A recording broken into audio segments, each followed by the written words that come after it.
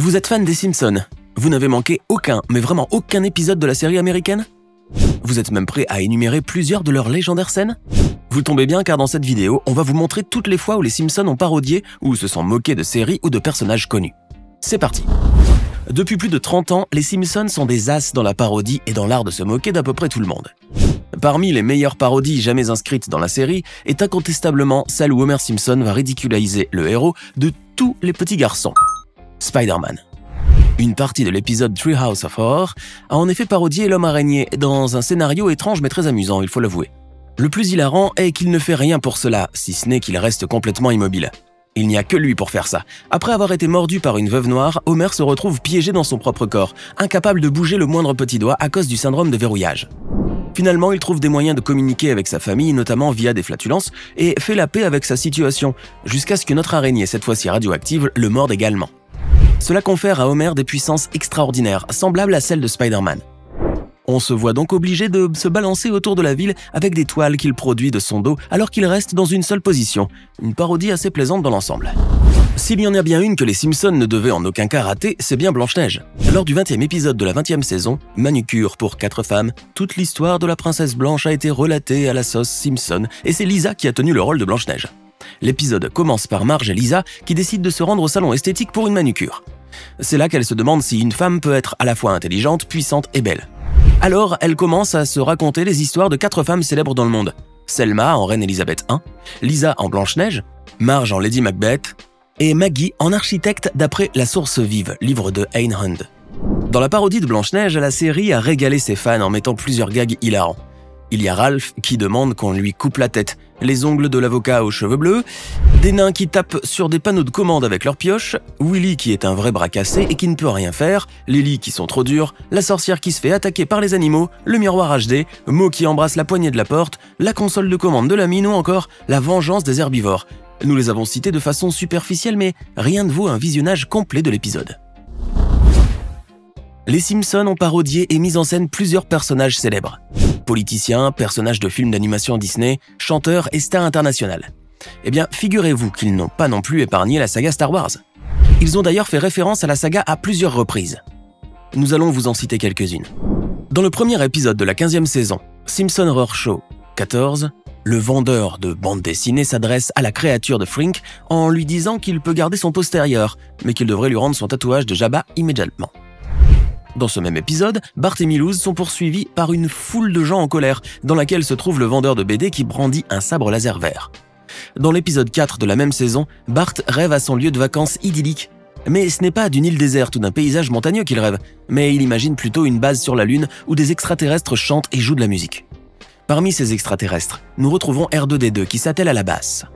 Mais c'est dans l'épisode 15 de la 15e saison que les Simpsons font le plus référence à Star Wars. Il faut croire que cette saison-là s'est beaucoup inspirée de la saga.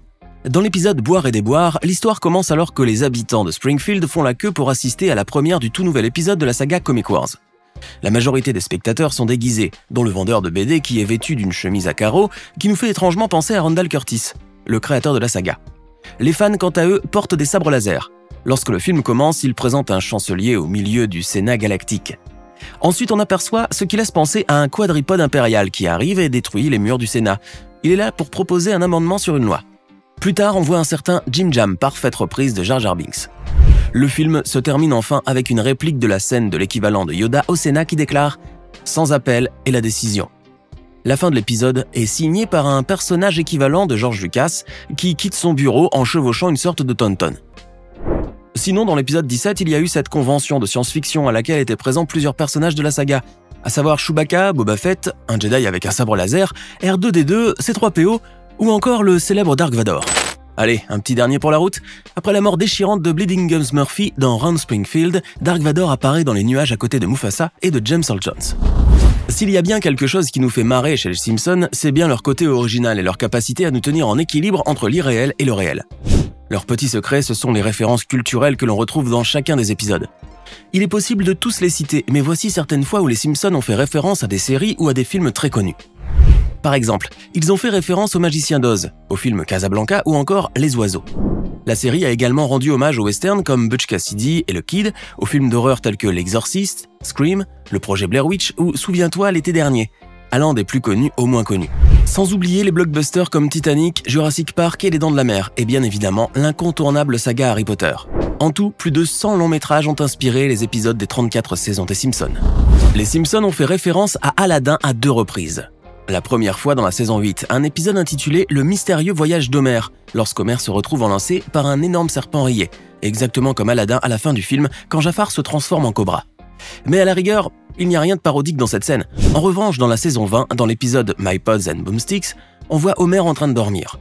Dans son rêve, il se retrouve sur un tapis volant survolant la ville, quand soudain une lampe magique apparaît et un génie en sort pour exaucer ses vœux. Dans le rêve d'Homer, comme dans le film, le génie se transforme en tout un tas de personnages différents et dans les 2 cas, il prend la forme de Jack Nicholson.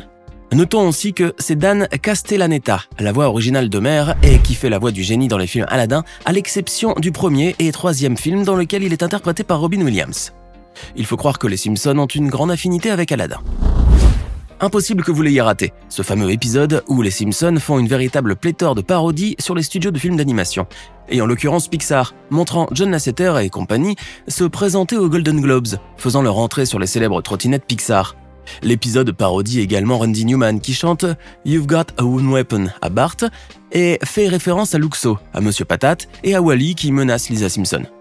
Nous avons aussi une parodie d'un film de Hardman Animations, Wallace et Gromit, avec l'apparition de Willis et Crumble et cette mention spéciale de leur créateur Nick Park. Ce n'est pas fini. L'épisode fait aussi référence à Kung Fu Panda de DreamWorks, au Roi Lion de Disney, ainsi qu'un Sylvain Chomet et les Triplettes de Belleville. Un épisode hilarant et sans doute l'un des plus appréciés de la série Les Simpsons. Si vous êtes un grand fan des Simpsons, vous n'êtes certainement pas passé à côté de l'épisode 18 de la 13e saison, intitulé « Je suis furieux ». Dans cet épisode, Bart décide de créer un dessin animé d'Homer intitulé « Papa en colère », où sont montrées ses pires attitudes de mauvais père, ivre, agressif, violent et hébété. Le scénario nous offre un moment unique et mémorable où Stan Lee tenterait de placer la Taupe, héros des 4 Fantastiques, à l'intérieur d'une Batmobile. Dans ce même épisode, Homer rentre à la maison et après une série d'événements, ce dernier se retrouve avec de la peinture verte sur lui. Et il se comporte comme s'il était Hulk. Après avoir provoqué une série d'accidents et avoir été arrêté par la police, au milieu de la piste et entre des voitures de patrouille, Stan Lee sort d'un magasin de bande dessinée en s'écriant « Il ne peut pas être Hulk, je suis Hulk !» essayant de déchirer sa chemise et ridiculisant ainsi la célèbre et héroïque transformation du vrai Hulk. Les Simpsons sont incontestablement l'un des dessins animés les plus visionnés au monde et Mickey Mouse aussi. Et pour faire un clin d'œil à leurs compères du métier, les Simpsons ont introduit la célèbre souris de Disney dans un court-métrage intitulé « Le plus anniversaire des Simpsons ». Dedans, la famille préférée de Springfield a mis à l'honneur Disney en introduisant plusieurs personnages comme Donald, la Reine des Neiges, Cendrillon, les nains ou encore Dingo. Mais là où ça devient très intéressant, c'est lorsque Bart va endosser le rôle d'un dictateur qui va faire une entrée remarquée dans le bar de mots déguisé en Mickey Mouse. Il va l'imiter de façon grotesque en reprenant sa gestuelle, sa voix aiguë et ses rires. À ce propos, il semblerait que Bart ne soit pas très content, surtout depuis que les Simpsons sont diffusés sur Disney+. En témoigne ce teaser où le fils de Homer ne cache pas son dégoût pour ce changement, qui, soulignons-le, était très prévisible de leur part. Homer fait ses menaces habituelles tout en étant habillé en Iron Man, tandis que le reste de la famille sont déguisés en d'autres personnages de Disney.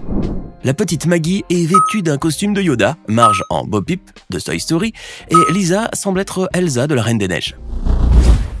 Toujours dans le même thème, et dans le même court-métrage, on aperçoit Homer Simpson partager la table avec un dingo épuisé par sa vie d'artiste, en train de boire des bières, tout en se plaignant de son triste sort. Homer Simpson, qui paraît très agacé par la situation, va lui répondre d'un ton moqueur et dégradant « Je ne sais pas si tu as un chien ou une vache ». Question que tout le monde se pose d'ailleurs. I don't know if you're a cow or a dog. Pas très sympathique pour Dingo, qui n'était vraiment pas dans son assiette ce jour-là, et qui avait bien besoin qu'on lui remonte le moral. Vous n'êtes pas sans savoir que les Simpsons ont toujours utilisé ce petit ton moqueur, notamment en reprenant des personnages classiques ou des personnalités connues à leur manière. L'une des parodies les plus mémorables de la série s'est produite lorsque les Simpsons se sont attaqués à une figure très connue et majeure de la culture américaine, en présentant dans la 8e saison un personnage ressemblant à Mary Poppins pour le briser publiquement. En effet, l'épisode s'ouvre sur Marge qui perd ses cheveux à cause du stress qu'elle vit pour prendre soin de sa famille. Dans une tentative de lui rendre la vie plus facile, la famille décide d'embaucher une nounou qui sera Shari Bobbins, une gentille britannique qui vient pour éduquer les enfants et améliorer leur comportement. La parodie saute aux yeux à mesure que l'on prononce le nom de Shari Robbins.